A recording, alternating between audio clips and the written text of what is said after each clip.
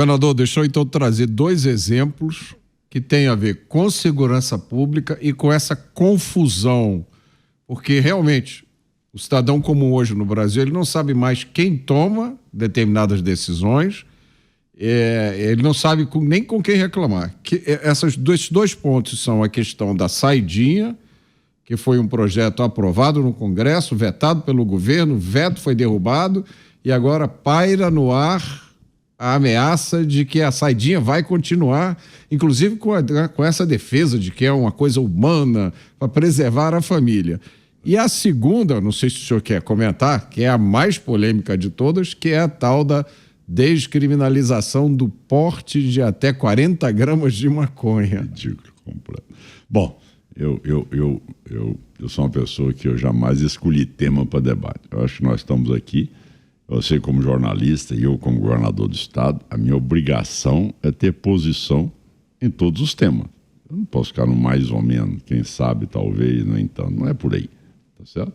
Então, você tem que entender que em relação à saidinha, tá certo? É algo que mostra que as pessoas normalmente criam situações para poderem ter essa saidinha, que no Brasil parece que são em 4 datas. 7 ocasiões. 7 ocasiões. Então, quer dizer, você vê tudo isso.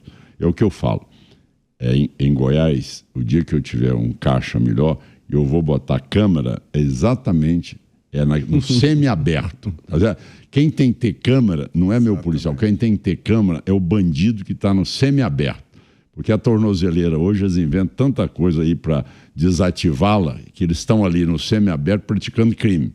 Então quem tem que ter câmera em primeiro lugar é o bandido que está no semi-aberto. Essa é a posição. Em relação à saidinha, eu sou totalmente favorável à derrubada da saidinha por um motivo só. Ou você endurece, tá certo? E você corrige o país, ou essa deformidade vai ampliar cada vez mais. Se você não tiver medidas mais austeras neste momento, como as que eu tomei em Goiás, ou seja, não vou construir leito de motel dentro de presídio. Presídio é presídio. Certo? Não vou admitir que isso era, que continue o que era no meu estado de Goiás. Não vai ter saidinha, não vai ter visita íntima.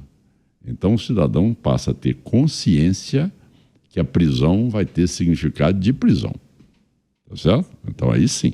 E você sabe muito bem que o faccionado, eles dizem que ele é batizado. E como tal, eles não querem e são muitas vezes proibidos de fazer qualquer curso de ressocialização. Então, você oferece na penitenciária, tem curso de marceneiro, de pedreiro, de parte de corte e costura, tem todo tipo, tá certo, de estrutura que é ofertada a eles que querem ser ressocializados. Os faccionados não podem porque eles são impedidos pelo comando das facções. Então veja bem o falso discurso que é feito, e essas pessoas são refratárias e têm o comando sobre a vida daquele preso. Tá certo? O cidadão é sequestrado sob o comando deles. É aquilo que você viu na Bangu 3. Meus colegas ortopedistas foram todos assassinados, tá certo? A Bangu 3 reuniu, tá certo? Julgou, tá certo? Baixou a decisão, mandou cumprir e entregou os corpos do delegado. Então é isso aí. Quer dizer, a penitenciária, ela é mais poderosa, tá certo? Ou seja, o crime é mais poderoso do que o Estado Democrático de Direito. Aí a pergunta, por que que não tem a presença do CNJ dentro dessas penitenciárias no país e não tem uma ação direta do judiciário para poder, então, impor uma regra de prisão sem ser ali escritório do crime? Por quê? Por que que essas situações existem no país inteiro? Por que que no estado de Goiás, no momento em que eu endureci o jogo, tá certo? Quiseram criar uma narrativa, é local de tortura, as pessoas estão sendo maltratadas. Pelo contrário, antes do meu governo, a presidente do Supremo, tá certo? Ela foi a Goiás e chegou lá, não teve coragem de entrar na penitenciária. Agora, no meu governo, a ministra foi lá, visitou tudo, entrou nas celas, andou por todos os lugares, todo mundo, tranquilamente.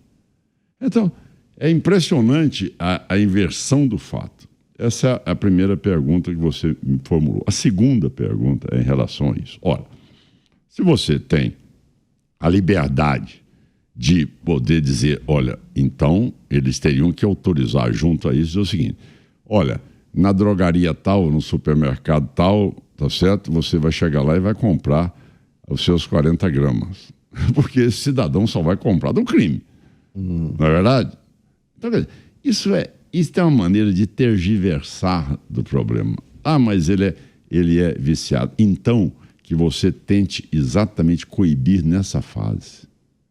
Porque depois que ele passar para maconha, ele vai para o crack, ele vai para a cocaína, ele vai para a heroína. Aí, meu amigo, ele vai ser exatamente um cidadão como foi transformado a Cracolândia em São Paulo. A Cracolândia, ela existe a quê? Ela é uma ferramenta do PCC. A Cracolândia ela é usada para ser transferida de lugar, joga o valor dos imóveis lá embaixo, eles compram, depois muda a Cracolândia. Isso aí é um processo que quem que alimenta a Cracolândia? A quem ela serve? Então, tudo isso é algo que precisa ser enfrentado com um debate público, certo? Para a população ter conhecimento da gravidade que nós estamos transformando o Brasil, que não é só o Brasil, são os países da América Latina que estão sendo hoje palco desse nível de criminalidade, de terrorismo implantado por essas facções com poderio financeiro ímpar e com hoje inclusão dentro da economia do nosso país.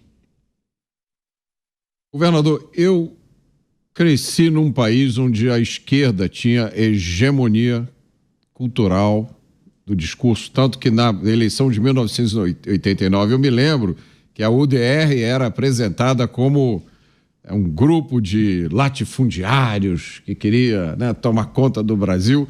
Não. E eu, naquela época, eu era muito novo, não tinha informação, a gente acredita nisso, né?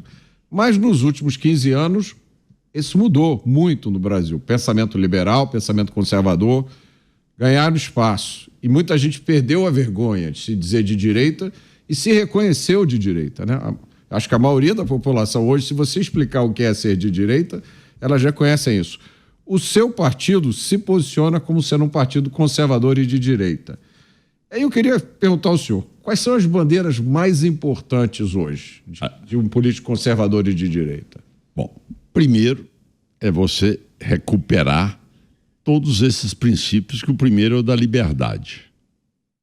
Isso é uma prerrogativa e uma norma que a Constituição nos garante entre aquilo que são cláusulas pétreas, o direito de ir e vir, a sua liberdade de expressão, tá certo? Isto aí está sendo totalmente tolhido do cidadão que hoje está enxergando o Estado do crime maior do que o Estado democrático de direito. Você não tem democracia com a atual conjuntura onde o narcotráfico se apodera das decisões no país e de comando de uma extensão territorial em alguns estados muito maior do que aquela que é governada pelo governador.